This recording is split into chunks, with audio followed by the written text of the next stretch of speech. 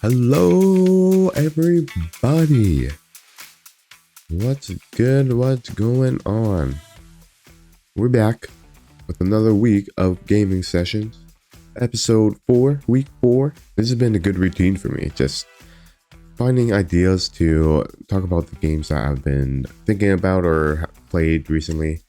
It's a good exercise and good practice for me editing and talking to the camera, stuff like that. It's fun and yeah, I'm gonna keep on doing this, so stay tuned for more gaming sessions. This week I played a lot of games. I put in so many hours with Power World, with the dedicated servers that my brother bought, and a new Yakuza game came out this week with Like a Dragon Infinite Wealth, and that's the game that I'm talking about today. And also I've been deep into Path of Exile, of course. I'm still on that grind. I don't know if I could stop. It is too fun, too fun. But this week we're talking about Like a Dragon Infinite Wealth. In this game, I haven't seen too many previews of it. I kind of stayed clear away from all the stuff that was covering it. I only saw the initial trailer of the announcement, and that really hooked me, so I was all in on it. And usually when I'm interested in a game, especially before it's out, I kind of stay clear with all previews, all the reviews, anything that would indicate a spoiler or any mechanic that I kind of enjoy figuring out myself. And now that it's out and I put in a couple hours of the game, it's free for all. I'm looking at everything, anything that would help me, but no spoiler stuff, of course.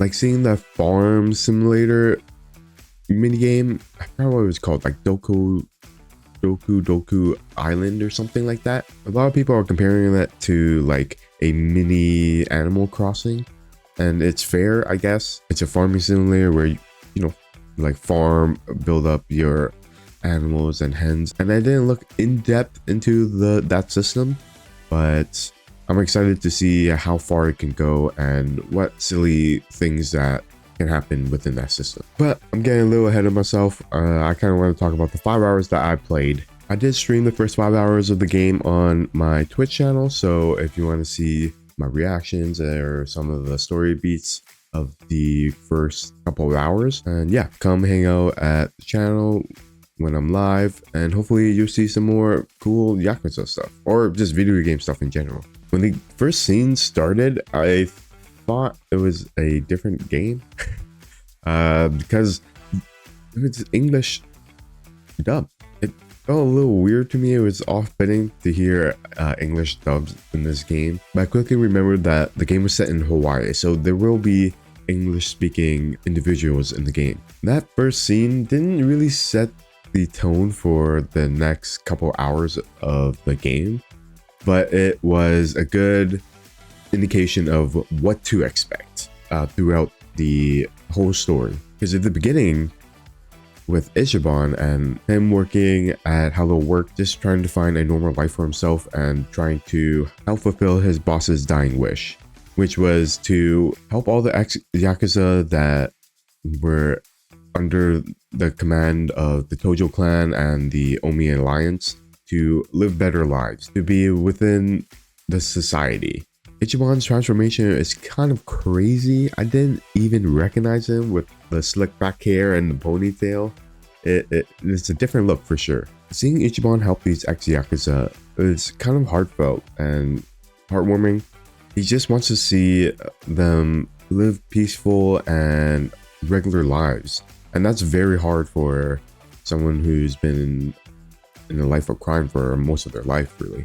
And it's not an easy task for Ichiban, trying to find jobs for these ex-Yakuza. Even though he found one himself, he kind of pushes them to be better, to be more involved with society and not hide their past.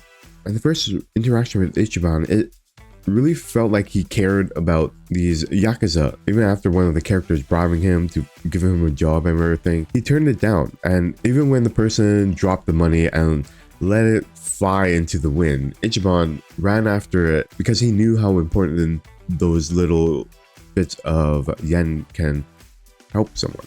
So he dives into the water and grabs that money for him. Right then and there, you understood the purpose of Ichiban's and his goal in life. Even though he's in a good spot, not the best spot, but in a good spot, he wants to help everyone that has been in his shoes. Ex-Yakuza that wants a better life. And that really hits home with the first interaction with Ichiban and the ex-Yakuza at Hello Work and him trying to find a job, feeding his family. But the best part, one that just got me hackling like no tomorrow, was when Ichiban and Adachi, Namba, Sachan, they all went to go drink, and they were from the past game in Yakuza 7, and they're your party in the first game. So it's good to see all these known characters that we know and love have this peaceful gathering, because it seems like they don't do this much from the conversation we heard. But at the end of the night, the boys, Adachi and Namba, tells Ichiban to ask Sachan out, and that led to the perfect storm of happiness, hilarity, everything that made me smile from then on till the end of that stream. Holy, it was so funny. So he gets the courage to ask Sachan out, which was a little awkward, or not a little, a lot of awkward. She walked out after he asked her out, and then she called him right after that, and yeah, the date was good to go. So basically, Ichiban is freaking out because he has a date the next day. So he asks the boys, then they go into this crazy rant about being assertive, being confident, or being comfortable, more natural. And those are the two sides that they're arguing. So Ichiban's just there helplessly asking for help. And Namba and Adachi has two different sides of how a date should go, which is honestly hilarious because they don't even know what they need to do. And some of the advice they gave to Ichiban is really, really bad. So for one instance, they talk about first impressions, like how and where they should meet the date. Like how long should they be there? How long should they wait? Or how early they should be there in preparation for the greeting. Long story short of that segment was, you're either really tired and you're sleeping while you're waiting, or you're excited, you're always up, you're standing, and you're like completely blind of everything else except for your date arriving. But that's just one aspect of the date they talked about. Then they went into, they talked about the food and eating place and dining. And the two boys, Adachi and Namba, they suggest either hot curry food or something comfortable. So something comfortable for Namba's side, or something impressive, eating something impressive for Adachi's side. And they go back and forth, back and forth. It's pretty bad advice, most of it. And then they go into the clothing side. And that was really funny too. It was not too in-depth. It's obviously just choose casual or very like black tie attire, I guess. While they are suggesting that, you choose the outfit, you don't choose the place to eat, but you choose the location. I think I do believe you choose a location, or the way you approach the greeting. Like if you're chill and sleeping on the bench, or excited and stuff like that. But it was time to go on the date, and it was fun. Honestly, they did an amazing job of having those awkward moments. There is what you really expect from a first date, and from Ichiban, he can be pretty awkward at times. But yeah, even though there are some hurdles around the date, it kind of went really well. And it had a montage of them going to an arcade, having a dessert, and then going to like a pier. And that's where everything broke loose for Ichiban. Everything's going well, everything's doing good. And Ichiban had to, I don't know if he panicked, but he popped the question on the first date. And of course, she just walks away, and that's pretty much the scene. Oh, and then the day after, he reconvenes with the buddies, with the boys, and yeah, that whole part, that whole dating part, was so funny, and it was like pretty much the whole stream. So how long did I stream? Like 3.5 hours, 3-ish hours. Pretty much the 2.5 hours was just that date and leading up to the date, and then afterwards, the day after. I mean, yeah, and the whole stream was just that date, and then leading up to the day, and then the day after that date. That was the whole stream. The 2.5 hours. That was it. And I loved every minute of it. I was smiling the whole way. He's got his hair back. Oh, what is this? Oh shit, let's fucking go. Let's fucking go. Bro.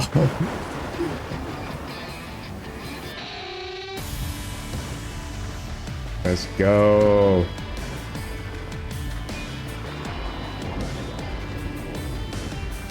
Holy, this is so crazy.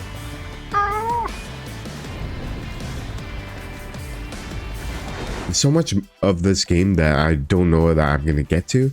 I finally got into Hawaii on my last stream, and nothing too special. We've met a new friend, and we've almost got robbed. But yeah, overall, it's been a good surprise and a good palate cleanser for me. There's so much more of this game that I haven't even discovered, even in the first stream. Like the subquest, I'm probably missed some of the mini games that they changed. All the stuff that makes a great Yakuza game is obviously in here, and I just wanted to see all the things that they improved on or changed. It was the first time we've seen a VTuber coming into this game, and she kind of plays a really big part. I mean, I only saw her once, but the way the developers framed it, that she's going to be a big addition to the main story. Just a quick summary on what role the VTuber has. She is an investigative journalist, I guess, and somehow she found Ichiban and Adachi and the ex-Yakuza sitting around the table trying to, but seems like trying to scheme up some nefarious things. But we know that it was just a meeting about the security business that Adachi is building, and how that ex-Yakuza is helping him build it up. So nothing too crazy, nothing too nefarious or criminal about it. Whoever made that video and gave it to, I forgot the VTuber's name, Saga or something like that. Yeah, and she got her hands on that video of that footage somehow, and she made it seem like Yakuza are back and they're the scum of the earth. So they are adding ideas of modern pieces, like the VTubers, like social media. I haven't gotten to that, but the TikTok stuff and making the thumbnails, I don't even know how that would work in this game, but I want to see it. I want to see how they implement that system and what other systems interact with it, because I'm pretty sure you just don't make a thumbnail just to make a thumbnail. There's always something that is connected with another mechanic, or at least that's what my feeling is. Yeah, I mean, like Dragon Infinite Wealth kind of blew me out of the water in the first 4 hours, and I don't see it stopping, really. There's some lulls in the story, but it's not too long. They don't linger on it. It's short-lived. It's a good like set piece for the characters, so I don't really mind having some of that downtime in the story. And I hope there are a lot more funny moments like the date scene. Yeah, and I'm sure we'll see a lot more of the VTuber investigator, how she got that footage and all that stuff. I'm kind of excited to see where it goes. This game is pretty long, so yeah, I'm in it for a freaking ride. So that's going to be it for me for this week of gaming sessions. And yeah, those are my thoughts of Like a Dragon Infinite Wealth, or the first couple hours at least. And I'll come back to have a mini review, not really a review, but thoughts of the overall game itself when I get deeper into it or even finish the game. So yeah, look forward to that, and I am excited to get it finished. And I said that a lot this episode. But yeah, that's it. If you want to sub or watch me live, you could do that down there. You can watch me live on YouTube, on this channel, or on Twitch. And yeah, that's about it. I'll see you guys next week on Game Sessions, episode 5.